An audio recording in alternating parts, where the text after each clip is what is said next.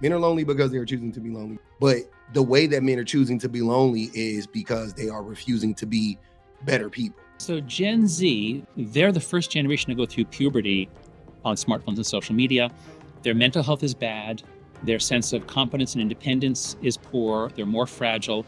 Employers around the world are having trouble with Gen Z. Hi, I'm Kylie, and I think I just figured out why so many young boys are being radicalized. I just conducted a social experiment where I literally signed out on my YouTube profile so there was zero trace of any of my previous history, went in a private browser, and searched YouTube. I typed in feminism, and the first 4 videos that came up were anti-feminist, including a famous Red Pill podcast. It was the first or second search item that popped up. Guys, 48% of these men basically think that they'd have to change too much about themselves, meaning that they'd have to become good people, and that is too much for them to handle, and that's why they can't find love. There are so many factors at play when it comes to the whole idea of like male loneliness and things of that nature, that go understated and unaddressed. Not on this channel, but societally. I pretty much only talk I pretty much only talk about why men are lonely. And you guys, I mean, at the end of the day, men are lonely because men are choosing to be lonely. Men are lonely because they are choosing to be lonely. But the question becomes, why are men choosing to be lonely? Right. And it doesn't mean that they go, I want to be alone. It's not necessarily what men are doing. But the way that men are choosing to be lonely is because they are refusing to be better people, essentially. So you are making a choice. It's like you don't have to be lonely. You can be a better person. And then the men are like, nah, I'd rather be lonely. And then they turn around and complain about being lonely. So that's why women don't give a fuck about the male loneliness epidemic, and they shouldn't. Right? They don't care when men talk about it. I guess women care about men being lonely. Like men that they know. They don't want men to be lonely, but they know that what it's going to take for men to not be lonely is for the men to become better people. And now the ball's back into the man's court. And like, what do you want the women to do about that?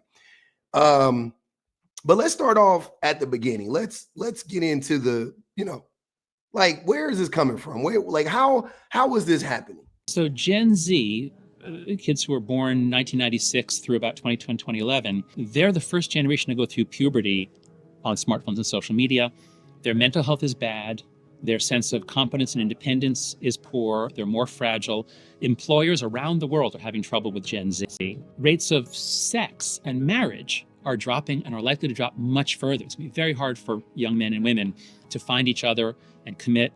The boys have been raised on porn. It's going to be very hard for them to have a healthy sex life. And I'm thrilled to see that there are a large number now of Gen Z groups of young people who are organizing to push back on the companies to try to reclaim a healthier childhood.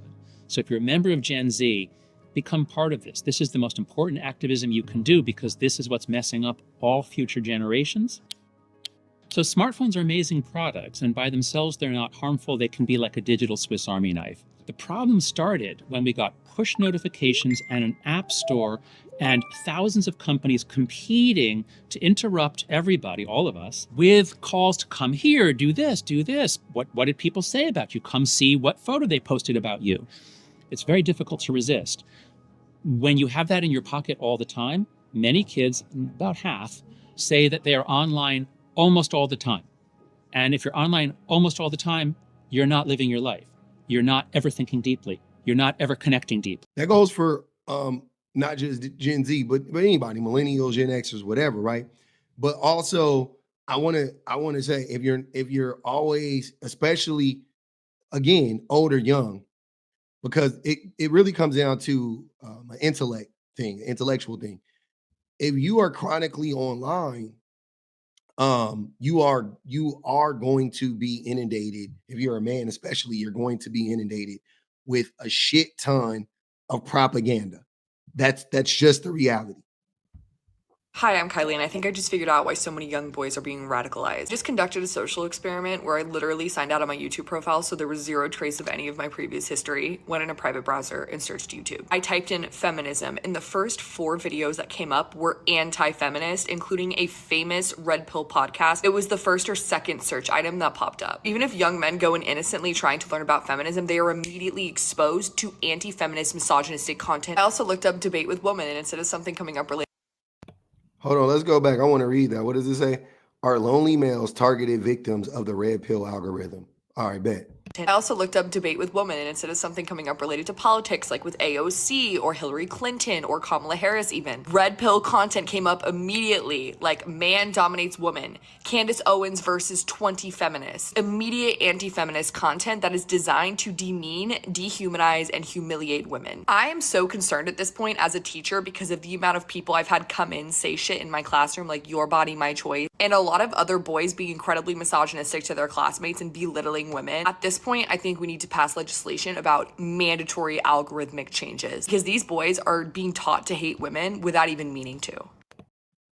100%. That is what's happening.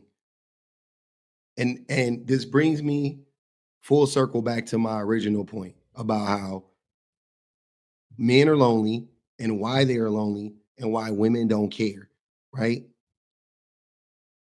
Men are causing the like we are lonely and we aren't doing the real work to fix it. We're not doing it socially, we're not doing it politically, we're not doing it interpersonally. And it is leading to these types of outcomes.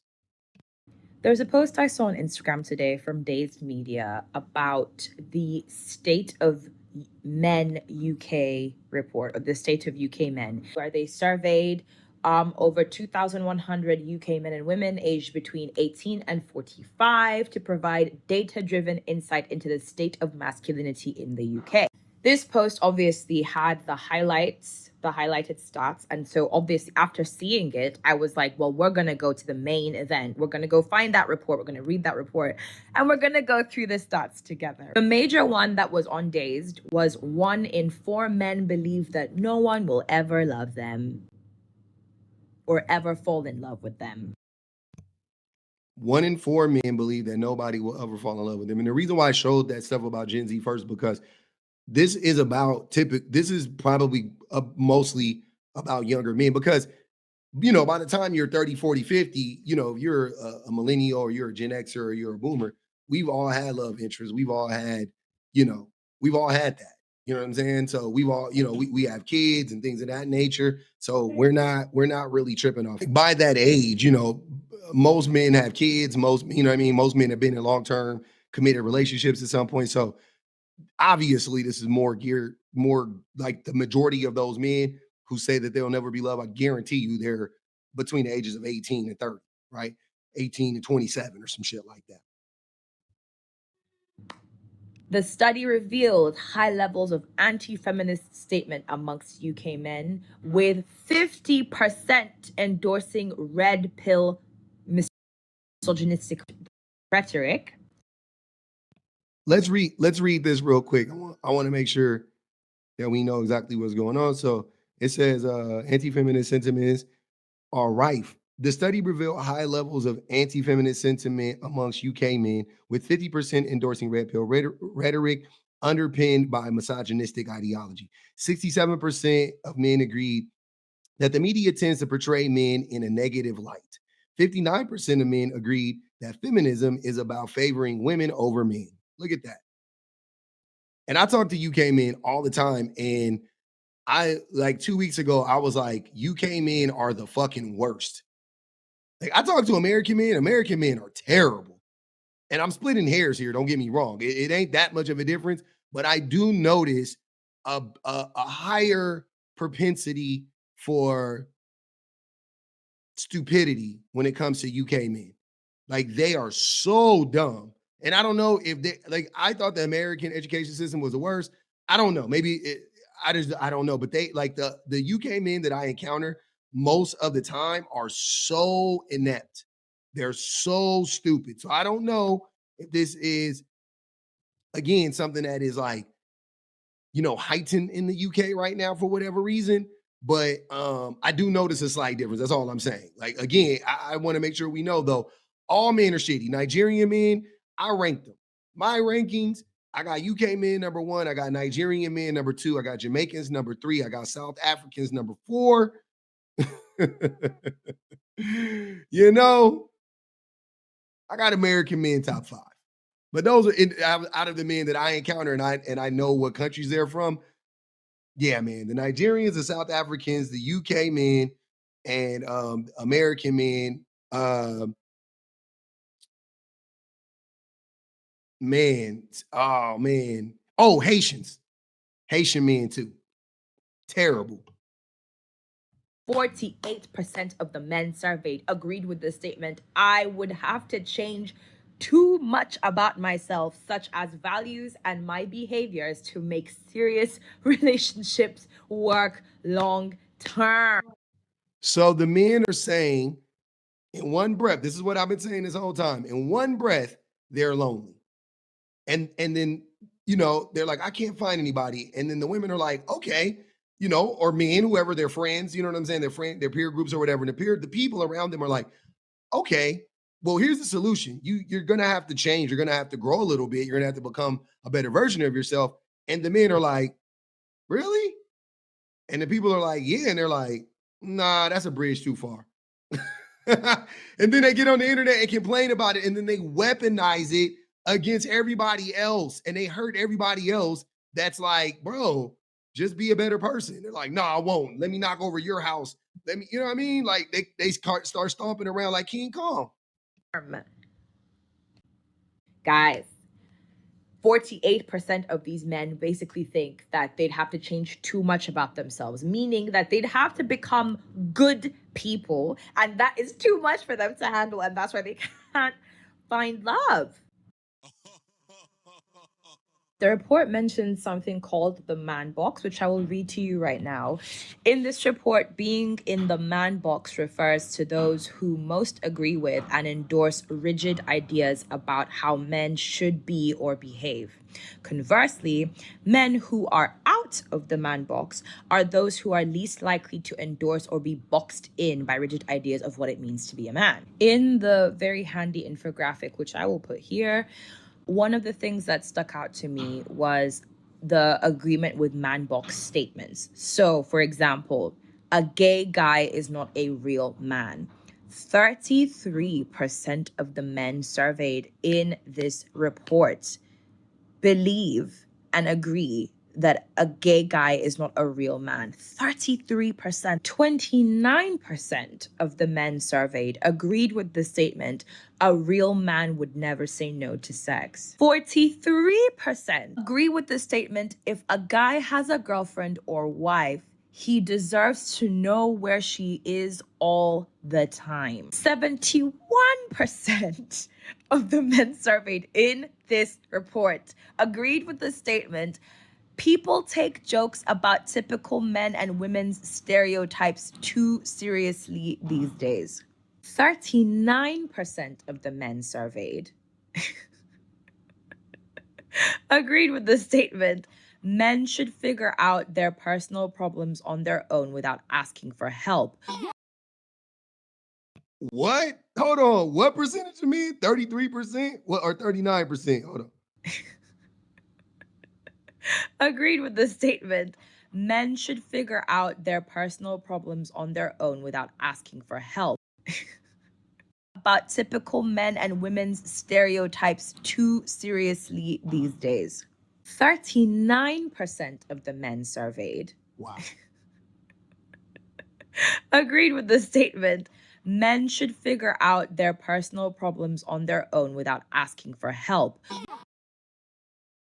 So less than half the men, a little bit over a third of the men think that it is the job of men to fix men. And there you have it. You can end everything right there. You can end everything right there. That pretty much sums it up. That, like, just that one alone. So most men don't even think it is our problem to fix ourselves. Jesus. Put your hands together. No. Yeah. And then, on top of all of that, 32% of the men surveyed also agreed with the statement that racism isn't an issue in the UK. 68% think that men should be more valued in society. But the stat that really jumped out at me reading this report was that 52% of the men surveyed for this report agreed with the statement that for one group to succeed, one has to lose. And that is where the problem lies, is that they believe that by the rest of us gaining sentience, gaining autonomy and agency, gaining equal rights to them, okay? The rest of us who are marginalized communities, Black, women, people of color, disabled people, queer people, woe betide you if you fall under more than one of those categories. It is hard out here, okay? So the majority of people, men in this case, according to this survey, they do think that women can get and everybody else can get autonomy without harming men. The majority of men believe that. But almost half of men, a slight majority of men believe that. That's the problem. It should be an overwhelming majority of men believe that. But a slight majority believe that. And then when you mix in all these other things that some of those men still believe, we're stuck. It makes us stuck. That's crazy. It is hard, okay? They believe that us succeeding means that a group has to lose. They believe that their rights are predicated on us not having rights. 52%. And so I'm sorry, but forgive me if I don't feel bad that 1 in 4 men in the UK don't feel like they're ever going to find love or no one's ever going to fall in love with them.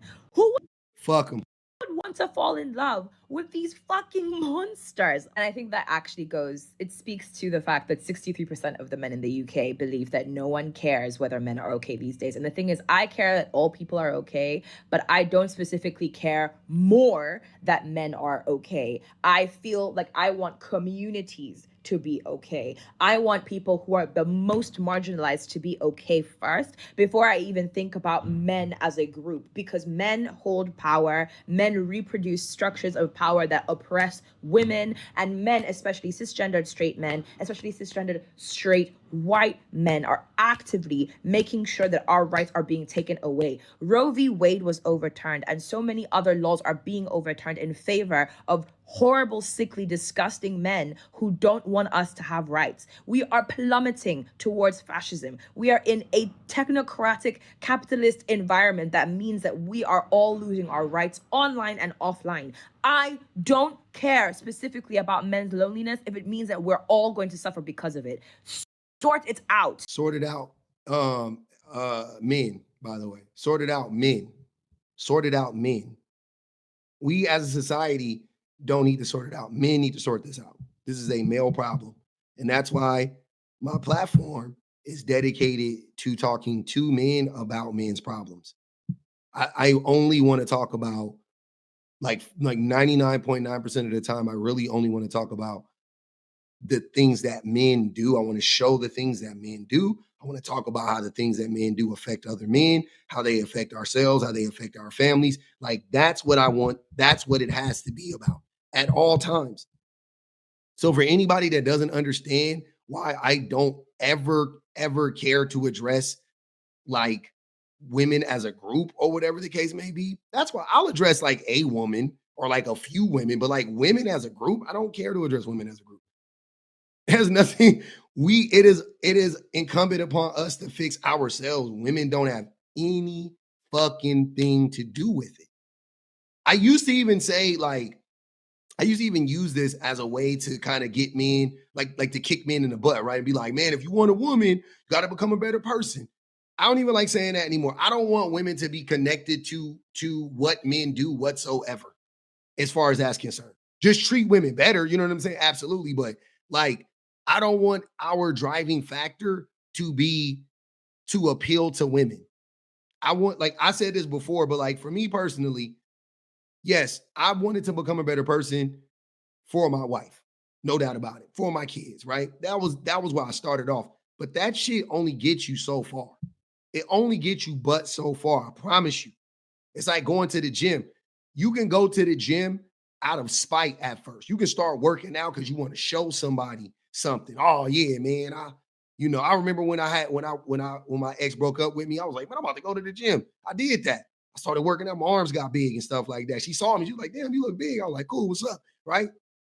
It didn't get her back, but I stayed in the gym.